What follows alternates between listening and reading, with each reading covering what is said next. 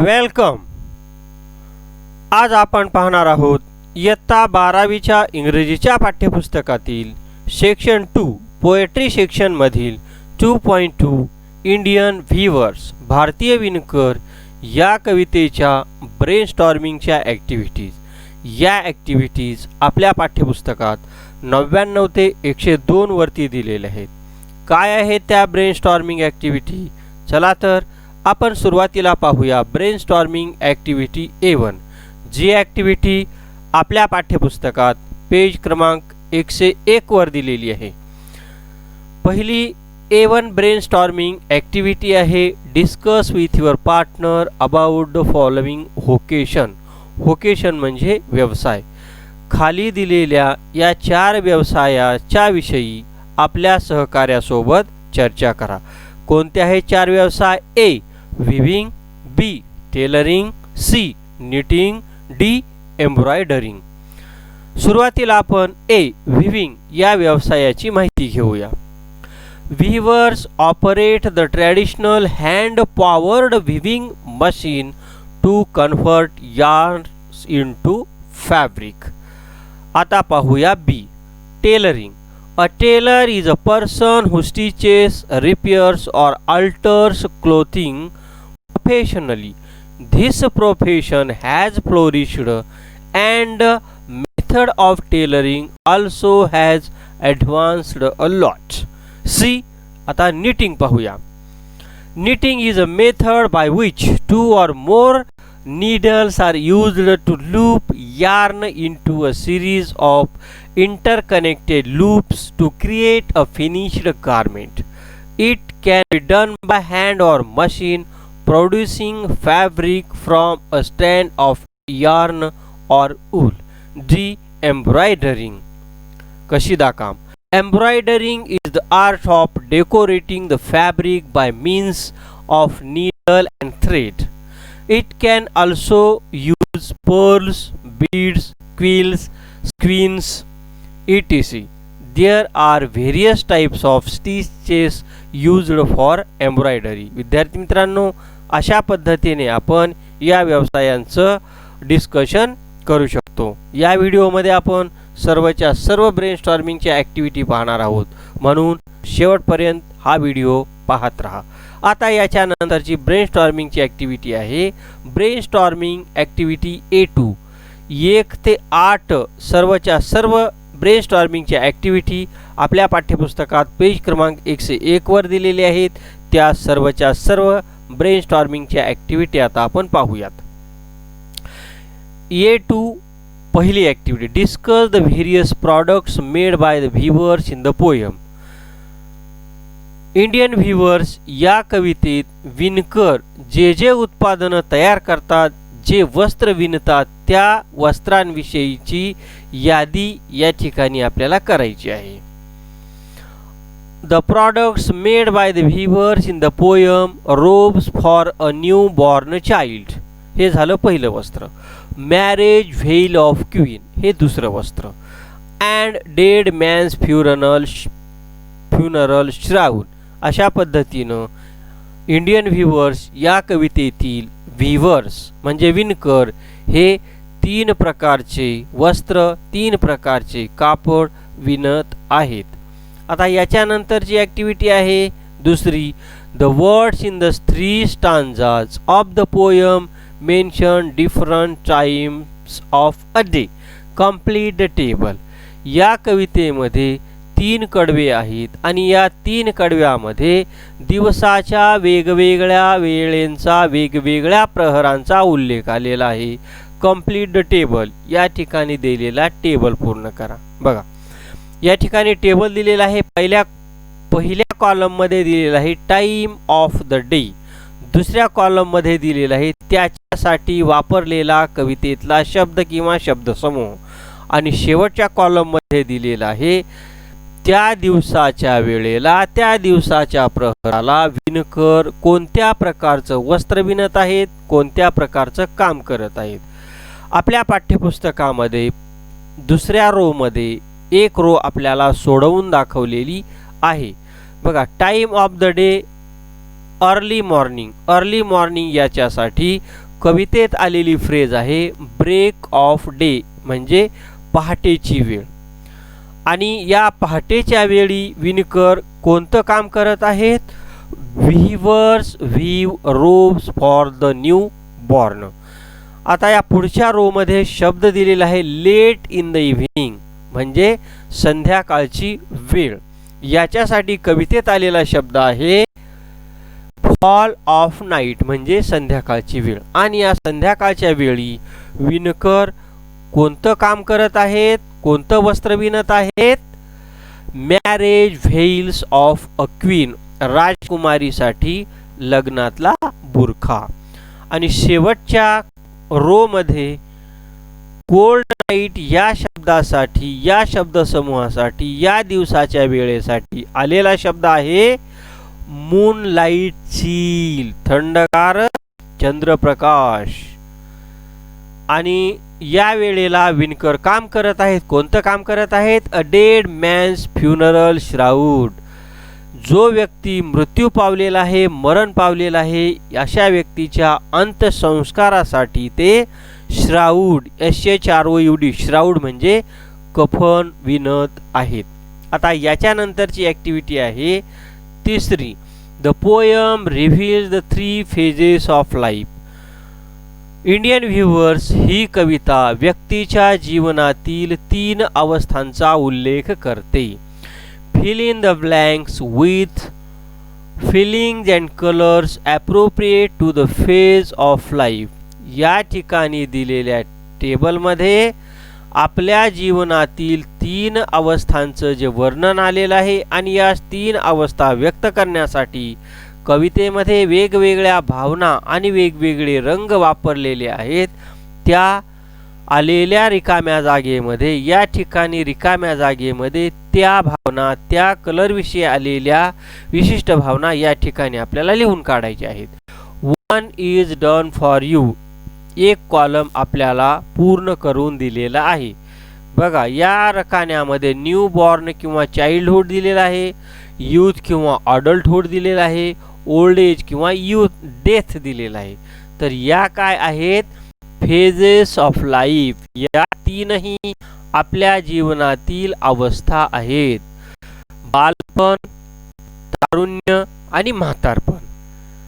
आता दुसऱ्या कॉलम मध्ये कलर भरायचे आहेत.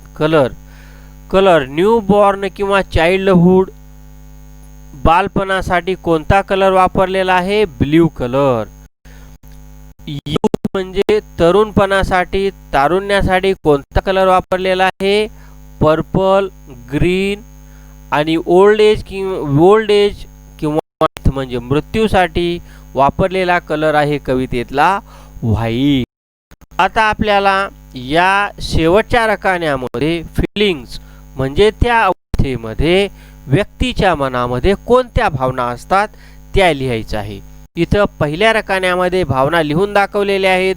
होप्स अँड एक्सपेक्टेशन्स या बालपणामध्ये असतात. आशा आणि अपेक्षा या बालपणीच्या जीवनामध्ये आपल्या मनामध्ये असतात. आता तारुण्य किंवा तरुणपणामध्ये कोणत्या भावना असतात? बघा कोणत्या भावना असतात?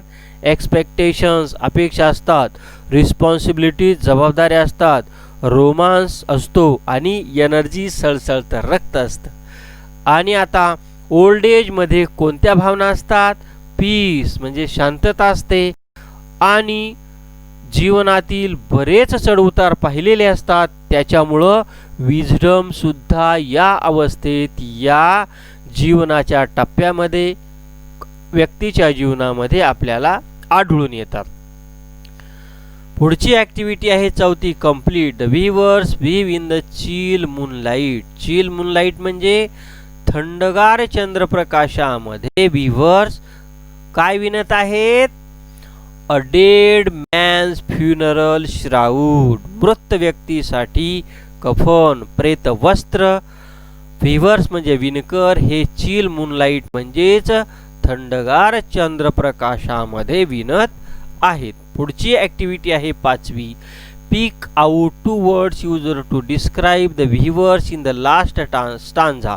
शेवटच्या कडव्यामध्ये दोन शब्द आलेले आहेत विणकरांचं वर्णन करणारे, त्यांच्या बाबतीतले विशेषण, त्यांच्या बाबतीतले डिस्क्रायबिंग वर्ड्स. ते कोणते डिस्क्रायबिंग वर्ड्स आलेले आहेत ते या ठिकाणी लिहायचे आहेत.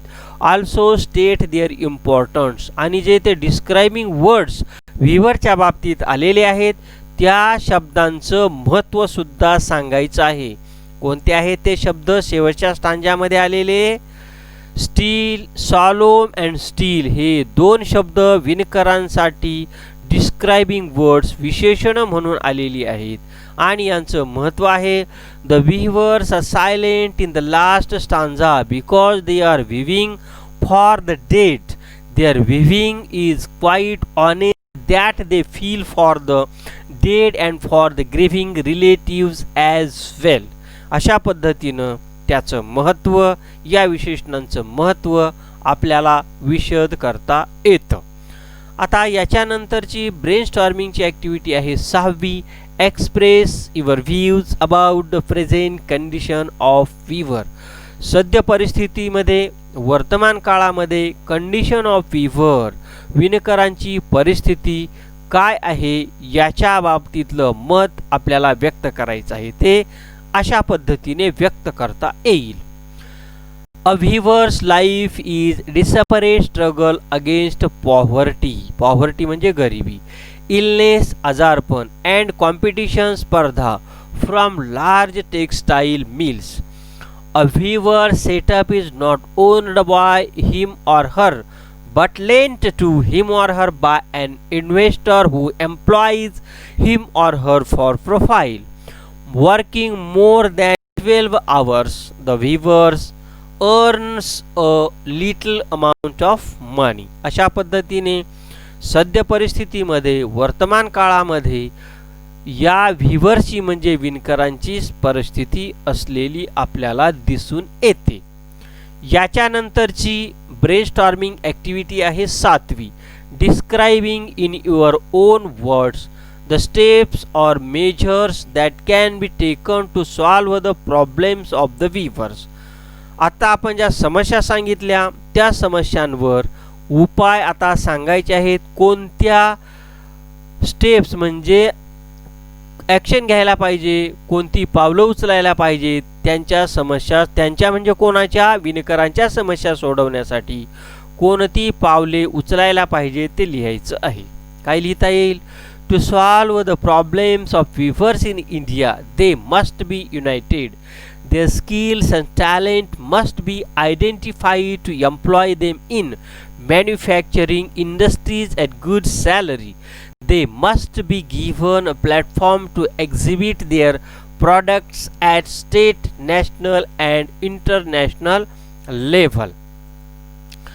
याच्यानंतरची 8वी ॲक्टिव्हिटी आहे express your own views and opinions from the weavers point of view and complete the following table. विणकरांच्या दृष्टिकोनातून आपली मतं आणि आपलं विचार काय आहेत ते खाली दिलेल्या टेबलच्या माध्यमातून आपल्याला व्यक्त करायचे आहेत. काय सांगितलं या पहिल्या कॉलममध्ये सांगितलंय स्टांजा, फर्स्ट, सेकंड, थर्ड. दुसऱ्या स्टांजामध्ये काय सांगायचं? Activity done by weavers. पहिल्या स्टांजामध्ये व्हीवर्स कोणती कृती करतात, दुसऱ्या स्टांजामध्ये कोणती कृती करतात आणि तिसऱ्या स्टांजामध्ये कोणती कृती करतात. आणि शेवटच्या कॉलममध्ये या विणकरांच्या दृष्टिकोनातून आपली मतं आणि आपले दृष्टिकोन आपल्याला लिहून सांगायची आहे. चला तर मग पाहूया. फर्स्ट स्टांजामध्ये ॲक्टिव्हिटी डन बाय व्हीवर्स आहे robes for a new born child. आणि याच्या बाबतीत आपलं मत देता येईल विणकराच्या दृष्टिकोनातून. Weavers feel happy because they are enthusiastic to weave the bright blue robes for the newborn. या ठिकाणी रेड कलर मध्ये दिलेला प्रश्नातला भाग आहे बघा. या ठिकाणी द व्हीवर्स फील आणि बिकॉज हे प्रश्नातला भाग आहे व निळ्या अक्षरामध्ये लिहिलेलं उत्तर आहे, हे लक्षात घ्या. आता सेकंड स्टांजामध्ये ॲक्टिव्हिटी डन बाय व्हीवर्स आहे a purple green veils for the wedding of a queen. राजकुमारीसाठी विणत असलेले वस्त्र दुसरं, ही कृती विणकरांकडून केली जाते सेकंड स्टांजामध्ये व या सेकंड स्टांजामध्ये जी कृती केली जाते याच्या बाबतीत विणकरांच्या दृष्टिकोनातून आपलं मत आणि आपला दृष्टिकोन अशा पद्धतीने आपण लिहू शकतो. The weavers are joyous to dress the royalty on the happiest and most important day of her life. आता थर्ड स्टांजामध्ये activity done by weavers is white cloth to cover the body of a dead person. या शेवटच्या स्टांजामध्ये activity done by weavers आहे, मृत व्यक्तीला गुंडाळण्यासाठी प्रेत वस्त्र ते विणत आहेत विणकर, आणि याच्या बाबतीत विणकरांच्या दृष्टिकोनातून आपलं मत आणि दृष्टिकोन आपल्याला सांगता येईल. Weavers are solemn and quiet as the cycle has closed for a person and it is true for everyone.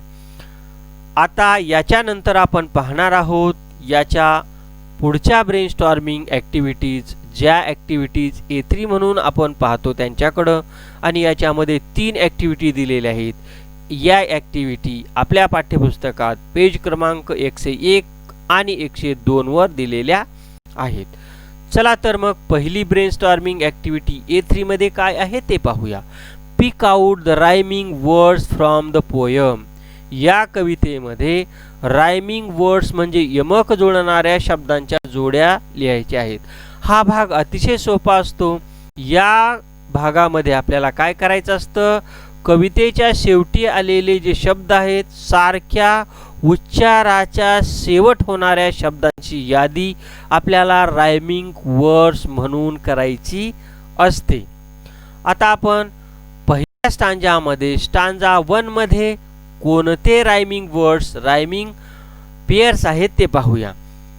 Day, gay, wild, child या 2 जोड्या पहिल्या स्टांजामध्ये आहेत. दुसऱ्या स्टांजामध्ये नाईट, ब्राईट, ग्रीन, क्वीन या 2 जोड्या आहेत. आणि तिसऱ्या स्टांजामध्ये स्टील, चिल, क्लाउड, श्राउड अशा 2 जोड्या रायमिंग वर्ड्सच्या रायमिंग पेयर आपल्याला पाहायला मिळतात. याच्यानंतरची ब्रेनस्टॉर्मिंग ॲक्टिव्हिटी आहे गिव्ह अँटॉनिम्स. अँटॉनिम म्हणजे विरुद्धार्थी शब्द, अँड सिनॉनिम्स, सिनॉनिम म्हणजे समानार्थी शब्द of the following and make sentences of your on. या ठिकाणी आपल्या पाठ्यपुस्तकामध्ये टेबल दिलेला आहे आणि टेबलमध्ये पहिल्या रकान्यामध्ये काही शब्द दिलेले आहेत आणि या शब्दांसाठी आपल्याला आपल्या पाठ्यपुस्तकामधून आपल्याला आपल्या स्वतःचे शब्द लिहायचे आहेत. बघा पहिला शब्द काय दिलेला आहे, न्यू. न्यू साठी अँटॉनिम म्हणजे विरोधार्थी शब्द देता येईल ओल्ड, आणि ओल्ड हा शब्द वाक्यात वापरल्यानंतर वाक्य होईल my shoes are looking old, I have to buy a new pair. बघा ओल्ड हा शब्द आपण वाक्यात वापरलाय. आता या न्यू शब्दासाठी समानार्थी शब्द आहे लेटेस्ट, आणि तो लेटेस्ट शब्द वाक्यात वापरल्यानंतर वाक्य होईल I have red latest novel. दुसरा शब्द आहे पहिल्या कॉलममध्ये ब्राईट, आणि या ब्राईट या शब्दासाठी अँटॉनिम म्हणजे विरुद्धार्थी शब्द आहे डल, व हा डल शब्द आपण वाक्यात वापरल्यानंतर वाक्य होईल the day is very dull today, there is no sunshine. आता या ब्राईट शब्दासाठी सिनॉनिम म्हणजे समानार्थी शब्द आहे शायनिंग. शायनिंग हा शब्द वाक्यात वापरल्यानंतर वाक्य होईल the ladies necklace was shining. आता या शेवटच्या रो मध्ये डेड शब्द आलेला आहे आणि या डेड शब्दासाठी विरुद्धार्थी शब्द आहे अलाहिव. अलाहिव हा शब्द वाक्यात वापरल्यानंतर वाक्य होईल we were fortunate to come back home alive after the tornado. त्याच्यानंतर डेड साठी विरुद्धार्थी शब्द आहे लाईफलेस, आणि हे वाक्यात वापरल्यानंतर वाक्य होईल दीज थिंग्स आर लाईफलेस. आता याच्यानंतर आपण पुढचा तक्ता पूर्ण करूया. स्टील साठी विरुद्धार्थी शब्द आहे लाऊड, आणि त्याचं वाक्य होईल he is making a loud sound. त्याचा समानार्थी शब्द आहे काम. त्याचं वाक्य करता येईल he is calm and quiet. वाईल्डसाठी विरुद्धार्थी शब्द आहे डोमेस्टिक. सेंटेन्सेस होईल the dog is domestic animal. वाईल्डसाठी समानार्थी शब्द आहे अनटेम्ड आणि त्याचं वाक्य होईल though we think of elephants as gentle giants untamed ones are dangerous. Fall शब्दासाठी विरुद्धार्थी शब्द आहे राईज. त्याचं वाक्य होईल the rise of the new star of Indian tennis is stunning आणि त्याचा समानार्थी शब्द आहे ड्रॉप. त्याचं वाक्य होईल when prices rise suddenly everyone opens it will drop soon. Child या शब्दासाठी विरुद्धार्थी शब्द आहे अडल्ट. त्याचं वाक्य होईल when one becomes an adult one has to understand one's responsibilities. समानार्थी शब्द होईल किड आणि त्याचं वाक्य होईल the kid was adorable in his behaviour. याच्यानंतर पुढची ॲक्टिव्हिटी दिलेली आहे तिसरी make word register for clothes attire dress. Dress attire आणि क्लोथ्स याचं वर्ड रजिस्टर आपल्याला बनवायचं आहे आणि या ठिकाणी उत्तर दिलेलं आहे the word register for clothes attire dress is as follows. या ठिकाणी दिलेल्या याला आपण म्हणू शकतो word registers of clothes attire and dress. Video pause करा आणि हे शब्द आपल्या वहीमध्ये लिहून काढा. याच्यानंतरची ब्रेनस्टॉर्मिंग ॲक्टिव्हिटी आहे A4. याच्यामध्ये 2 ब्रेनस्टॉर्मिंगच्या ॲक्टिव्हिटी आहेत आणि ही ॲक्टिव्हिटी आपल्या पाठ्यपुस्तकामध्ये पेज क्रमांक 102 वर दिलेली आहे. काय आहे पहिली activity complete the following table. खाली दिलेला टेबल पूर्ण करा. पहिल्या कॉलममध्ये आपल्या पाठ्यपुस्तकामध्ये फक्त फिगर्स ऑफ स्पीच म्हणजे त्या कवितेत आलेल्या अलंकाराचं नाव दिलेलं आहे. पहिला अलंकार आहे सिमिली म्हणजे उपमा अलंकार. आपल्याला लिहायचं आहे लाईन्स फ्रॉम इंडियन व्हिवर्स. आपल्या कवितेत आलेल्या ओळी सिमिली म्हणजेच उपमा अलंकारासाठी लिहायच्या आहेत. त्या ओळी आपण अशा पद्धतीने लिहू शकतो. उपमा अलंकार ओळखण्याची महत्त्वाची खूण म्हणजे त्या कवितेच्या ओळीमध्ये लाईक किंवा ॲज हा शब्द जर आलेला असेल तर त्या ओळीमध्ये उपमा अलंकार असतो. आता याच्यानंतरचा टेबलमध्ये विचारलेला पुढचा अलंकार आहे इमॅजरी म्हणजे चित्रदर्शी भाषाशैली वापरलेल्या ओळी आपल्याला कवितेतून लिहायच्या आहेत. कोणती कविता? Indian viewers. या ओळी आपल्याला अशा पद्धतीने लिहिता येतील. या व्हिडिओला पॉज करा आणि ह्या ओळी तुमच्या वहीमध्ये लिहून काढा. याच्यानंतर पुढचं फिगर ऑफ स्पीच विचारलेलं आहे मेटॅफर म्हणजे रूपक अलंकार. रूपक अलंकाराची उदाहरणं ही देता येतील आपल्या कवितेतून इंडियन व्हिवर्स. व्हिडिओ पॉज करा आणि लिहून काढा. त्याच्यानंतर शेवटचा अलंकार विचारलेला आहे ॲलिट्रेशन म्हणजे अनुप्रास अलंकार. अनुप्रास अलंकाराची उदाहरणं सुद्धा आपल्या कवितेमध्ये भरपूर दिलेली आहेत आणि ही अशा पद्धतीची उदाहरणं व्हिडिओ पॉज करून लिहून काढा. याच्यानंतर ब्रेनस्टॉर्मिंगची ॲक्टिव्हिटी आहे the rhyming scheme in the first stanza is AABB. Indian viewers या कवितेची रायमिंग स्कीम यमक योजना ब अशी आहे. Find rhyme schemes in the second and third stanzas. या ठिकाणी दिलेल्या आपल्या कवितेतील दुसऱ्या आणि तिसऱ्या कडव्यामधून आपल्याला रायमिंग स्कीम कोणती वापरलेली आहे ते शोधायचं आहे. बघा या ठिकाणी the rhyme scheme in the second stanza is. बघा या ठिकाणी कवितेची पहिली ओळ आहे आणि पहिल्या ओळीचा शेवटचा शब्द असतो. त्या ठिकाणी आपण काय घेतलं? ये घ्यायचं असतं. त्याच्यानंतर आता दुसरी ओळ आहे. दुसऱ्या ओळीचा शेवटचा शब्द जर पहिल्या ओळीच्या शेवटच्या शब्दाच्या उच्चारासारखा शेवट होत असेल तर त्याच्यासाठी आपण पहिल्या ओळीच्या शेवटच्या शब्दासाठी ए घेतलेला आहे आणि मग ब्राईट नाईट ब्राईटचा उच्चार जवळपास सारखा होतो, त्यांचा शेवट सारखा होतो म्हणून त्याच्यासाठी एच घ्यायचं. आता तिसऱ्या ओळीमध्ये ग्रीन हा उच्चार या दोन्ही शब्दापेक्षा वेगळा आहे, म्हणून आपल्या इंग्रजीतील अल्फाबेटच्या क्रमाने येणारं दुसरं अक्षर बी आहे, म्हणून आपण बी घेतलं. आता त्याच्यानंतर क्वीन, ग्रीन आणि क्वीनचा उच्चार सारखा आहे, म्हणून या दोन्हीसाठी बी बी. म्हणून इंडियन व्ह्यूअर्स, या कवितेच्या दुसऱ्या कडव्यामध्ये सुद्धा ए ए आणि बी बी हीच रायमिंग स्कीम असलेली आपल्याला दिसून येते. आता तिसऱ्या कडव्यामध्ये कोणती रायमिंग स्कीम आलेली आहे बघा. पहिल्या ओळीमध्ये आपण शेवटच्या अक्षरासाठी ए घेतलं, दुसऱ्या ओळीमध्ये सुद्धा एच घेतलं कारण उच्चार सारखा आहे. तिसऱ्या ओळीसाठी बी घेतलं कारण या दोन्ही शब्दापेक्षा याचा उच्चार शेवटी वेगळा होतो. आणि तिसऱ्या ओळीसाठी चौथ्या ओळीसाठी सुद्धा बी घेतलं कारण क्लाउड आणि श्राउडचा उच्चार सारखा आहे, म्हणून बी घेतलं. म्हणून या कवितेच्या तिसऱ्या कडव्याची rhyming scheme he A A B बी अशीच असलेली आपल्याला पाहायला मिळते. याच्यानंतर ब्रेनस्टॉर्मिंग ॲक्टिव्हिटीज A5 1 ते 6 ॲक्टिव्हिटी आपण पाहणार आहोत. या ॲक्टिव्हिटी आपल्या पाठ्यपुस्तकामध्ये पेज क्रमांक 102 वर दिलेल्या आहेत.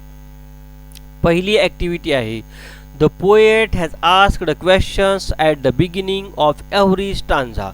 Explain the effect it increases on the reader. पहिल्या कवितेमध्ये, पहिल्या नाही, आपल्या या इंडियन व्ह्यूअर्स या कवितेमध्ये कवयित्री the poet has asked question at the beginning of every stanza. प्रत्येक कडव्याच्या सुरुवातीला कवयित्री व्ह्यूअर्सना, विणकरांना प्रश्न विचारतात. Explain the effect it creates on the reader. या प्रश्न विचारण्यामुळे वाचकावर कोणता परिणाम होतो ते स्पष्ट करा. The poem consists of a discussion between the poet and the weavers. The poet asks and the weavers replies. This pattern has been chosen to bring out the 3 stages of life in a simple way. One by one and systematically, the questions and answers are arranged to make the readers follow the design of life as the weavers are designing the clothes accordingly. The questions and their relevant answers set the mood of the poem. याच्यानंतर पुढची brainstorming A5 मधली दुसरी activity आहे, write and appreciation of the poem. कवितेचं रसग्रहण लिहिण्यासाठी आपल्याला आपल्या प्रश्नपत्रिकेमध्ये, आपल्या ॲक्टिव्हिटी शीटमध्ये मुद्दे दिले जातात. कवितेचं नाव, कवितेत वापरलेले फिगर ऑफ स्पीच, त्या कवितेतलं आपल्याला आवडलेली ओळ, त्या कवितेच्या कवयित्रीचं, कवीचं नाव. अशा पद्धतीनं आपल्याला कवितेचं ॲप्रिशिएशन म्हणजे रसग्रहण करायचं असतं. या ठिकाणी ते रसग्रहण लिहून दाखवलेलं आहे. व्हिडिओ पॉज करा आणि हे रसग्रहण आपल्या आपल्या आपल्या वहीमध्ये लिहून काढा. बघा, हे एक पेज आहे आणि याच्यानंतर हे दुसरं पेज आहे. व्हिडिओ पॉज करा आणि हे रसग्रहण सुद्धा तुम्ही लिहून काढा. याच्यानंतर पुढची ॲक्टिव्हिटी आहे, compose 4 lines of importance of cloth. वस्त्रांचे, कपड्यांचे महत्त्व सांगणाऱ्या 4 ओळींची कविता लिहून काढा. Importance of clothes. The attire indicates the man he is. His coat brings him confidence and protects too. The colour indicates her mood and occasion. The weaver makes the christening, wedding and celebration. तुम्ही स्वतःसुद्धा अशा पद्धतीची कविता compose करा. पुढची activity पाहूया, write and appeal to use handloom products in our daily life. आपल्या दररोजच्या जीवनामध्ये हस्त उत्पादनं जी आहेत ती उत्पादनं, खादीची उत्पादनं वापरण्यासाठी लोकांना आव्हान करायचं आहे. Write and appeal to use handloom products. हातमागावर जी उत्पादनं विणलेली असतात, हातमागावर विणलेल्या उत्पादनांचा वापर करण्याचं लोकांना आव्हान करा. हँडलूम म्हणजे हातमाग आणि प्रॉडक्ट म्हणजे उत्पादनं. हॅलो फ्रेंड्स, अशा पद्धतीने आपल्याला सुरुवात करता येईल आणि त्याचं अपील अशा पद्धतीने लिहिता येईल. आणखीन वेगळ्या पद्धतीनं सुद्धा अपील लिहिता येईल. ते आपण याच्यानंतरच्या व्हिडिओमध्ये पाहणार आहोत. व्हिडिओ पॉज करा आणि हे अपील, आवाहन लिहून काढा. त्याच्यानंतर पुढची ब्रेनस्टॉर्मिंग ॲक्टिव्हिटी आहे, visit handloom factory near your locality and write a report of it. हे या ॲक्टिव्हिटीमध्ये आपल्याला काय करायचं आहे, व्हिजिट हँडलूम फॅक्टरी. हातमागाची जी फॅक्टरी आहे, हस्तमागावर विणकाम करण्याचा जो उद्योग आहे तुमच्या जवळपास जिथं असेल त्या ठिकाणच्या हातमागाच्या उद्योगाला भेट द्या आणि भेट दिल्यानंतर रिपोर्ट लिहून काढा. तो रिपोर्ट अशा पद्धतीने लिहून काढायचा आहे, report on visit to a handloom factory असं त्याचं शीर्षक द्यायचं आणि त्या शीर्षकाच्या खाली आपण अशा प्रकारे रिपोर्ट लिहू शकतो. अशा पद्धतीनं व्हिडिओ पॉज करा आणि रिपोर्ट लिहून काढा. याच्यानंतरची पुढची ब्रेनस्टॉर्मिंगची ॲक्टिव्हिटी आहे handicraft exhibition is being organized in your college. You are given the task to compare the inaugural function, write the script for comparing. तुमच्या महाविद्यालयानं हस्तउद्योग हँडीक्राफ्ट एक्झिबिशन आयोजित केलेला आहे आणि याच्या जो उद्घाटन सोहळा आहे त्याचं सूत्रसंचालन करण्याची जबाबदारी तुमच्यावर आलेली आहे. Write script for compering. आणि सूत्रसंचालन करण्यासाठीची रूपरेषा तुम्हाला तयार करायची आहे. ती कशा पद्धतीने तयार करता येईल आपण पुढील प्रमाणे पाहूया. सुरुवातीला इंट्रोडक्शन द्यायचं. हे इंट्रोडक्शन कसं द्यायचं ते व्हिडिओ पॉज करून तुम्ही लिहून काढा. याच्यानंतर सूत्रसंचालनामध्ये पुढचा महत्त्वाचा मुद्दा असतो वेलकम स्पीच. त्याच्यानंतर इनॉगरल सिरेमनी, उद्घाटनाचा समारंभ असतो. स्वागत भाषण असतं, लोकांचं स्वागत करण्यासाठी जे वेलकम स्पीच द्यायचं असतं. त्याच्यानंतर प्रेयर सॉन्ग असतं. त्याच्यानंतर वेलकम प्रोग्राम असतो. त्याच्यानंतर कन्क्लुडिंग रिमार्क लिहायचे असतात. त्याच्यानंतर अशा पद्धतीनं कार्यक्रमाच्या सूत्रसंचालनामध्ये शेवट कसा करायचा असतो ते या ठिकाणी सांगितलेलं आहे. व्हिडिओ पॉज करा, व्हिडिओ बॅक घ्या आणि या गोष्टी तुमच्या वहीमध्ये लिहून काढा. याच्यानंतर ब्रेनस्टॉर्मिंग ॲक्टिव्हिटीज 1-6 मध्ये 1, 2 आणि 3 अशा 3 ॲक्टिव्हिटीज आहेत, ज्या ॲक्टिव्हिटी आपल्या पाठ्यपुस्तकात पेज क्रमांक 102 वर दिलेल्या आहेत. चला तर त्या ॲक्टिव्हिटी काय आहेत ते पाहूया.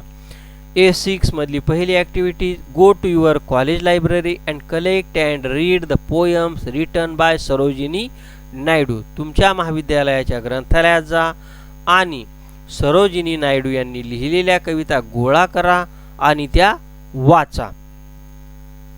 या ठिकाणी आपल्याला सरोजिनी नायडू यांच्या कवितांची, त्यांनी लिहिलेल्या पोएमची, पोएट्रीची यादी दिलेली आहे. या यादीवरून तुम्ही त्या कविता त्यांच्या काव्यसंग्रहामधून शोधून काढा आणि त्या वाचण्याचा प्रयत्न करा.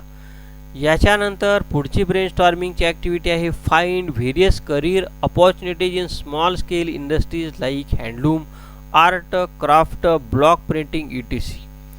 आपल्या अवतीभोवती जे block printing, art and craft, handloom या ज्या छोट्या छोट्या उद्योगधंदे आहेत, हे जे इंडस्ट्री आहेत, याच्यामध्ये व्यवसायाच्या संधी, आपल्याला करिअर करण्याच्या संधी उपलब्ध आहेत.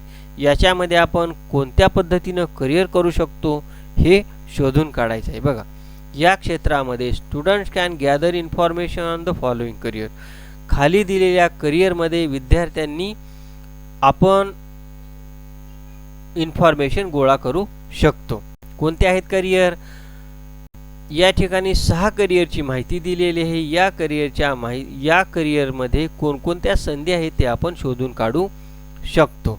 आणि याच्यानंतर शेवटची ॲक्टिव्हिटी आहे तिसरी activity, find out information about the महावस्त्र ऑफ महाराष्ट्र पैठणी. महाराष्ट्राचं जे महावस्त्र पैठणी आहे याच्याबद्दलची थोडक्यात माहिती गोळा करा असं सांगितलेलं आहे. व या ठिकाणी ती थोडक्यात माहिती आपल्याला इथं स्क्रीनवर दिसते आहे. व्हिडिओ पॉज करा आणि ही माहिती आपल्या वहीमध्ये नोट डाऊन करून घ्या. Thank you for watching. Subscribe YouTube channel now. Jadhav online एज्युकेशनला भेट दिल्याबद्दल धन्यवाद. पाहत रहा जाधव ऑनलाईन एज्युकेशन. धन्यवाद.